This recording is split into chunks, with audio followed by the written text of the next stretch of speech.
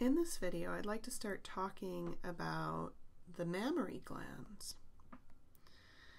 So if you look at the breast and you take away that adipose tissue, what you're going to see is these mammary glands. These are the glands that are going to produce milk if the right cocktail of hormones is present.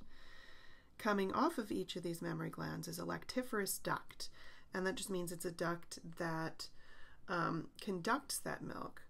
Now, a very common pathology that happens when women are lactating is that these lactiferous ducts will get clogged, and when they get clogged, the mammary glands will actually swell up and get very hardened.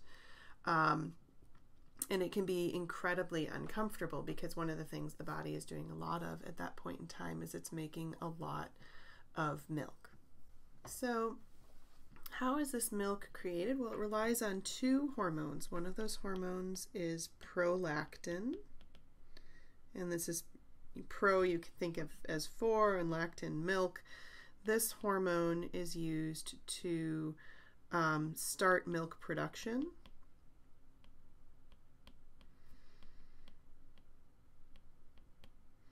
And the other hormone is oxytocin. And oxytocin is used for a number of things. We actually talked about its use in delivery. It's the hormone that causes contraction. It also causes milk ejection, so for the milk to get expelled.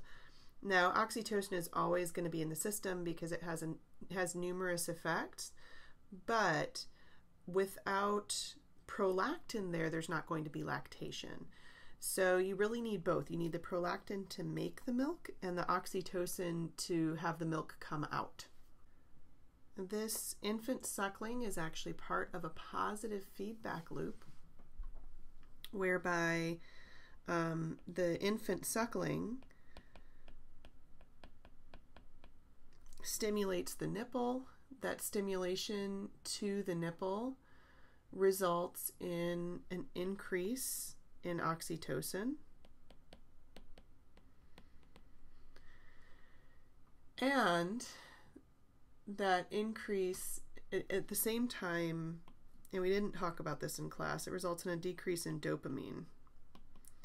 This decrease in dopamine results in an increase in prolactin.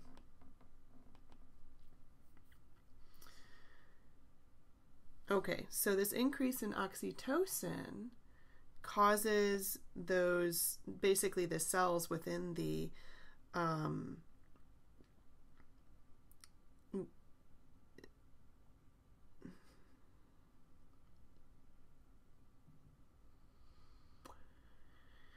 it causes the cells to contract, causing the release of that milk.